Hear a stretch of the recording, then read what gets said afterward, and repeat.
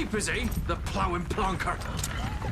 Break me pearlies on this blasted pit-ridden tract.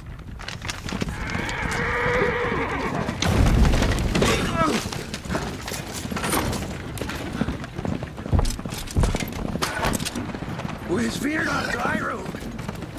Aye, the devil's out there! It's running from!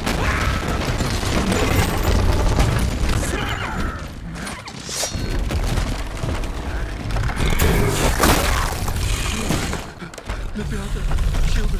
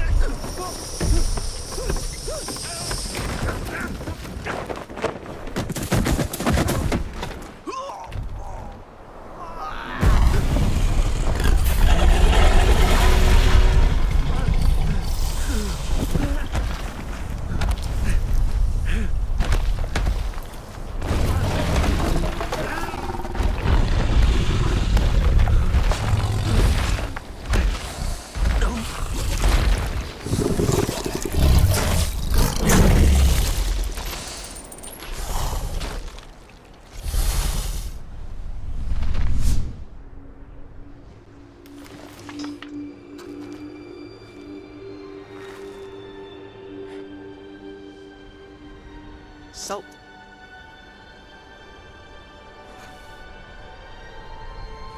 Almost had me fooled, Fruin.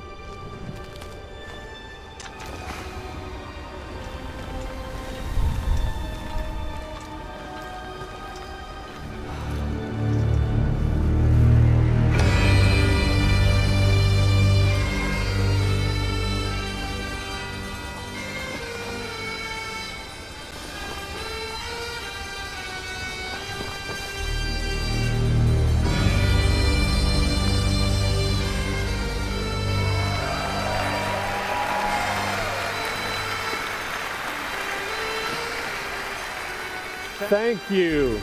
Thank you, everyone, and welcome to the State of Unreal at Unreal Fest Orlando. We're here to show you what's next with Unreal Engine and so much more. We are thrilled that you're able to join us. Thank you. But first things first, I'm here with Sebastian and Kitek from CD Projekt Red. We have a lot to talk about. Hey, guys. Hey. Thank you, Wyatt. Thank you, Wyatt, and hello, everyone. With The Witcher 4, we're stepping things up. And to do that, we needed the right partner, one that truly understands that great open-world games are all about art and technology coming together. Yeah, and look, our goals are completely aligned here. And around the launch of UE5, your awesome team at CD Projekt Red announced a collaboration to make open-world development in Unreal even better. And it's an opportunity, we just couldn't pass it up. So we've been working on a technical demo together to achieve just that. I think we should take a look at it. You guys ready? Born ready. Kitek is going to play the build for us. Sure, let's do it.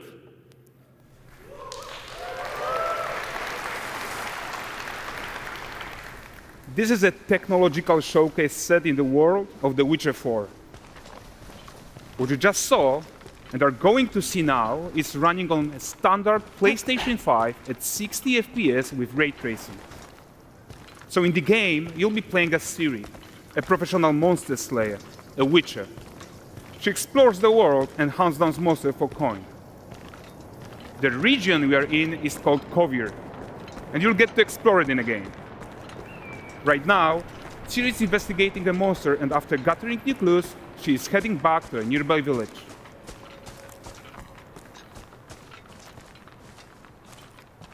All right, everyone, meet Kelpie. Let weeds be weeds, Kelpie. So just like Geralt and Roach, Ciri has her own loyal companion. We return to town. These two characters need to feel like one. Since you're gonna explore the world on horseback, riding needs to feel seamless, natural, and just fun. Yeah, and to support that, we're introducing multi-character motion matching in Unreal. So Ciri and Kelpie, they're perfectly synchronized when mounting from any angle and speed. And we also support root motion movement on Kelpie, so controlling her feels realistic and grounded. And there are also some really nice improvements to our Unreal Chaos Flesh Solver and these machine-learned deformations. So you've got realistic muscles moving and stretching under Kelpie's skin without compromising the performance there.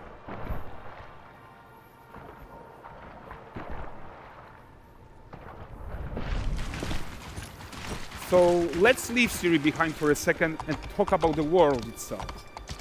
So much of the Witcher world is natural, organic, especially Kovir with its dense forest and wild nature. Yeah, and wild nature is hard. And with nanite geometry, we've freed artists from so many of their old constraints. But we don't want to rest until everything we do in Unreal has that same spirit of freedom. There's always more work to do. And foliage is a huge piece of that puzzle. So we are excited to introduce Nanite Foliage. And in order to achieve gorgeous foliage density everywhere, while still being memory efficient, fast to render, we believe that a new idea was needed. So instead of the same card approach we've been using for the past 20 years, artists should be free to take a nanite approach to foliage, modeling every single leaf and pine needle. And the old LOD tricks of the past, they needed a complete rethink. And in their place, it's a new adaptive voxel representation in nanite. It's volumetric, it's fully 3D, it is super fast to render.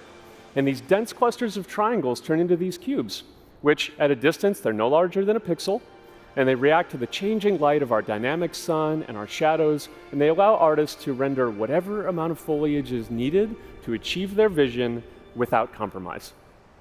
And no compromise means how ambitious we are when it comes to bringing our vision to life with incredible visuals.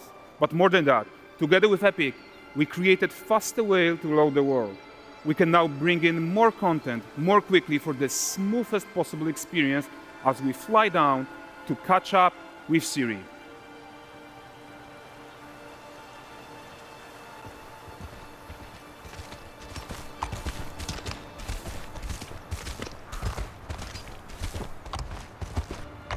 Welcome to Valdrest. So Valdrest is a port town, a hub for fishing, trade and mining.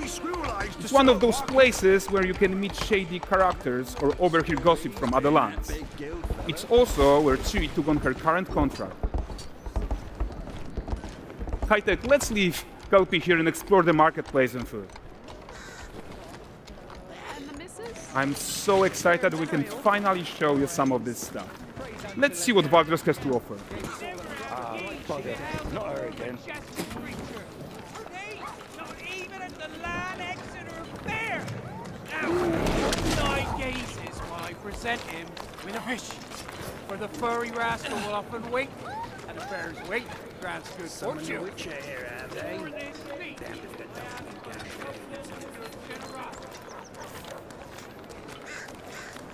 Pardon.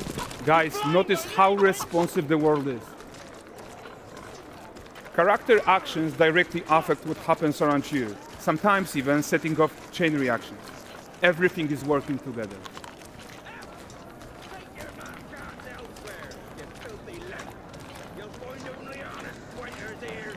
Oh, look at this poor gentleman being taught how to fly by an angry innkeeper.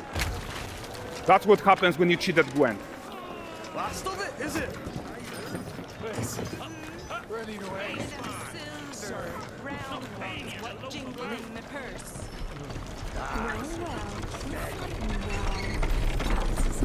Okay, so this is the guy who gave the series quest his own. Like you probably suspect, he has his own agenda in all of this. You're off your tits again, Wilfred. Get your ass up.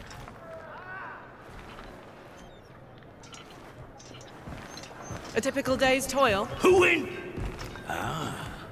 Witcheress. What news of my wagons? No eternity is taking that damn salt to arrive. I found them. And, well, suffice to say, they'll not reach you. As for the salt, I found not one speck. I presume this comes as no surprise to you. Now. Kavir's smuggling trade is of no concern to me. Shush, shush, shush. The Manticore, that flattened your cars and devoured your men? Quite the opposite. Manticore? No, them winged hellspawn dwell in the arse end of Creighton. Not here. While Siri decides what to do about that merchant, let's take a look at the character technology that powers this marketplace. Why don't we listen in on these fishmongers? They're selling their wares, chatting up customers. Morning, catch this is. Won't find none fresher. Rugged me ladies after one of Course. Get this cleaned and gutted for you. You mind, dearest? Into seeing something more. Got mackerel cod, all Braxton's finest. And there is tons of tech at play here, even in this simple market stall. Metahuman tools, improved Unreal smart objects, chaos cloth, and more. Yeah, and all of this exists to make sure that the gap in quality between Siri and NPCs is as small as possible. Yeah, and closing that gap, it's not just about fidelity, right, but also authenticity. They should react to changes in the world around them. But the prisoner in Pillory isn't exciting enough for Valdrest. Let's grab everyone's attention with a circus.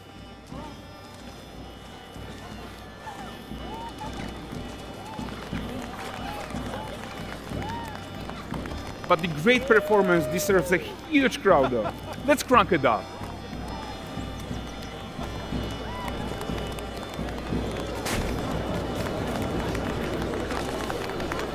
So you are seeing tons of optimizations here to many of Unreal systems, including an entirely new Unreal animation framework, allowing us to fit easily in our 60 FPS budget, not just in rendering, but also with room to spare on the game thread. Over 300 animated skeletal mesh agents all going about their business. And the whole point is to leave breathing room for developers like you to introduce the gameplay and the systems that your players expect, empowering you to make your worlds come to life without Unreal standing in your way. You are right. That's the open world RPG that we're making. But before we wrap up, how about one final check-in with Siri?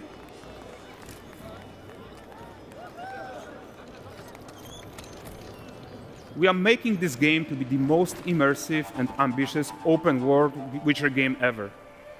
And we are making this a reality thanks to our work on Unreal with the team at Epic. I think what we are doing together is going to bring in a new generation of open world RPGs, and I'm so proud of what we accomplished so far. We are too. So we're almost done, but before we go, here's a small gift for all Witcher fans. A first look at Lanexeter.